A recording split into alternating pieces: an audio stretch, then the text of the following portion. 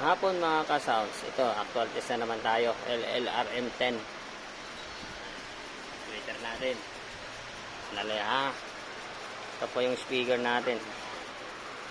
200 watts RMS, 400 max power. Ito po yung tweeter. Broadway lang ang sakalam. Na po.